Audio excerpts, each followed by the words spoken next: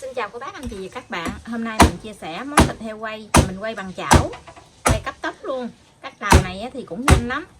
Miếng thịt nó không có bị khô nè, cái da thì giòn, ngon lắm luôn, mà làm nhanh nữa. Cô bác anh chị và các bạn thấy thích đó thì cùng làm nha. Quá chừng giòn luôn. Ở đây mình có mua một miếng thịt này là 1 kg nè.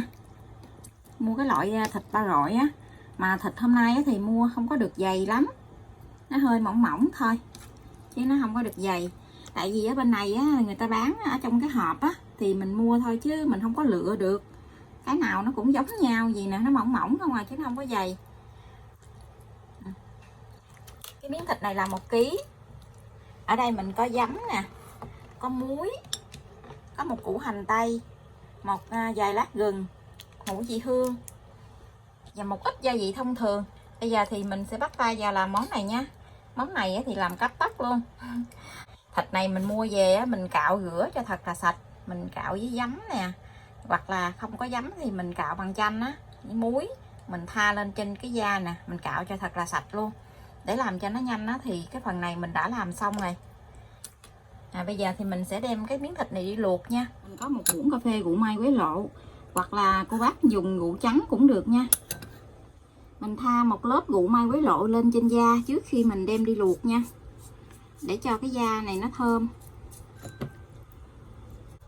Cho thịt vô trong cái nồi thì cho nó rộng rộng gì nè, cái đáy bằng để cho cái miếng thịt của mình nó được thẳng.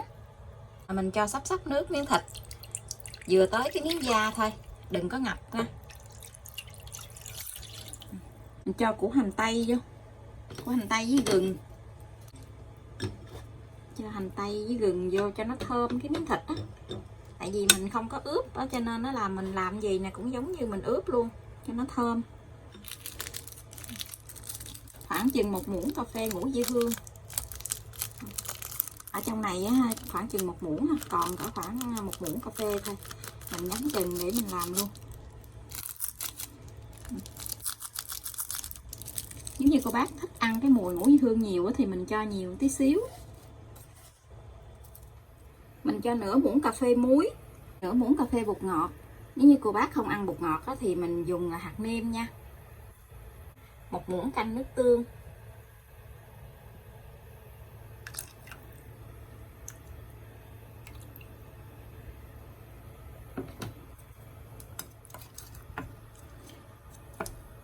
Mình chở cho nó đều cái gia vị này.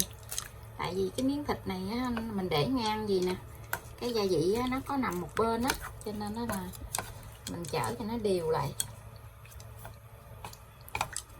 Mình chỉ luộc cái mặt thịt thôi chứ không có luộc mặt da. Cái phần da thì mình để lên trên Và mình đậy nắp lại, mình luộc cho cái thịt này nó chín. Mình luộc cho cái gia vị với nước này nó cạn lại luôn nha, để cho nó thấm vô miếng thịt Mình sẽ cho 1 muỗng canh giấm, cái muỗng ăn cơm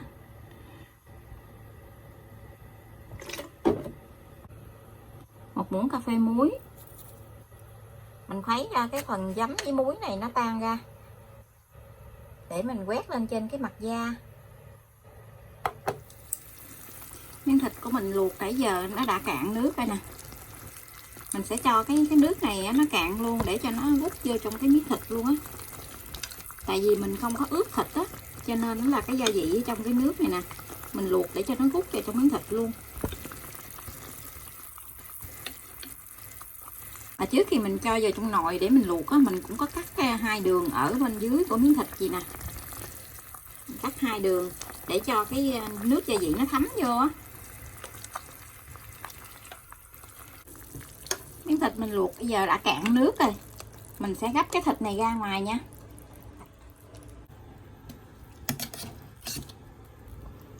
Cái gia vị nước ở trong này nó rất là thơm luôn Có rượu mai quế lộ lên thơm lắm. Bây giờ thì mình sẽ đi xăm da. Cái da này thì mình lấy ra thì nó còn mềm mềm thì mình dễ xăm hơn. Cô bác lấy cái nĩa hoặc là có cái đồ xiên gì nè thì mình xiên cũng dễ, cũng tiện hơn. Cái này mình mua ở trong shop đồng giá ở bên Nhật chỉ có 100 yen thôi, tính ra có 10 mấy ngàn Cái này mình làm rất là tiện luôn, nó giống như cái dao vậy, nhọn sắt gì nè. Mình xăm cho đều cái da này luôn nha.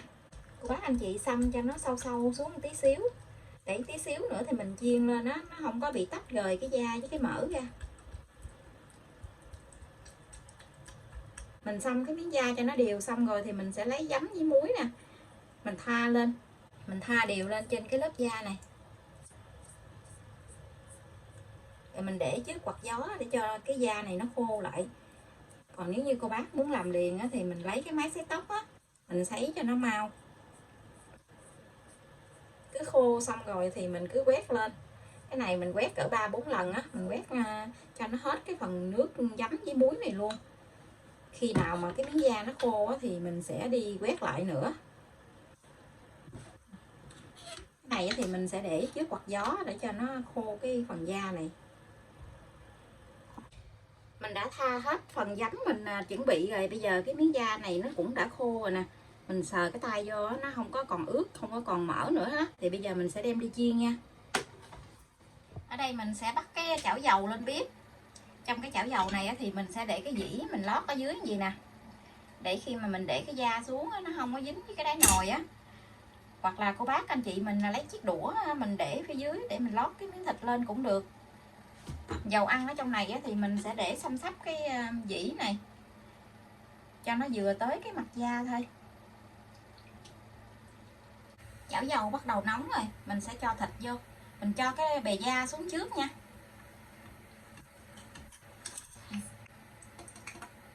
Cái dầu này đã vừa tới cái lớp da luôn. Mình mở lửa nhỏ thôi, vừa vừa thôi để mình chiên nha. Khi chiên thì cô bác xay cái dĩ ở bên dưới vậy nè, giống như là mình chở vậy đó, để cho cái miếng da nó được đều. Ở bên dưới nó phồng lên á. Mình chiên gì thì cái da nó mới giòn. Còn nếu như cô bác chiên mà mình sợ cái dầu nó bắn á, thì cô bác cho một muỗng bột mì vào trong cái chảo dầu này nè. Bột mì đa dụng á, mình cho một muỗng ăn cơm vậy, mình cho trong chảo dầu á, thì nó không có bị bắn dầu. Cái dầu ăn á, nó vừa tới cái lớp da gì luôn. Ở bên dưới nó phồng lên á. Mình chiên gì á thì cái da nó mới giòn, mà cái thịt thì nó không có bị khô. Tí xíu nữa cái da nó giòn xong rồi thì mình hãy trở về lại. Mình trở về lại mình chiên cái phần ở bên dưới thịt nè. Bác anh chị mình chiên á, bao lâu thì mình cũng phải dở lên mình coi cái miếng thịt nó phồng đều chưa nha. Nếu như phồng đều rồi á, thì mình sẽ xay lại. Giờ thì mình sẽ trở lại mình chiên cái bề thịt nha. Mình sẽ lấy cái dĩ này ra. Cái bề thịt cho chín. Và đồng thời thì mình sẽ lấy cái muỗng nè, mình múc dầu mình tưới lên trên cái da gì nè, để cho nó gọt cái da cho nó phồng đều lên luôn. Có chỗ nó chưa phồng á thì mình sẽ lấy cái muỗng này nè, mình tưới dầu lên. Mình chiên cho chín cái bề thịt nó là được nha. Mình chiên nha, mình tưới dầu lên cái nó phồng lên nè.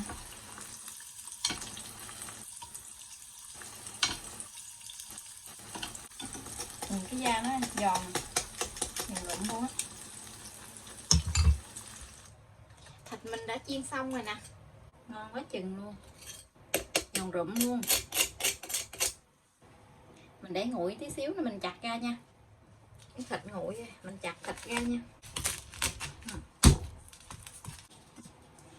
Bên trong không có bị khô, rất là ngon luôn á,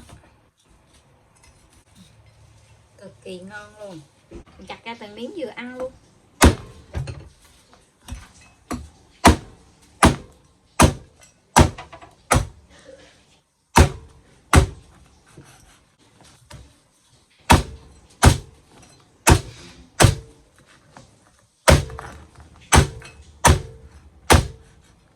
Bác anh chị và các bạn thấy thích thì cùng làm cho gia đình mình thưởng thức nha. Bây giờ thì mình xin chào tạm biệt. Hẹn cô bác anh chị và các bạn lại video tiếp theo. Cảm ơn cô bác anh chị và các bạn đã xem video của mình. Xin chào và hẹn gặp lại. Quá chừng giòn luôn.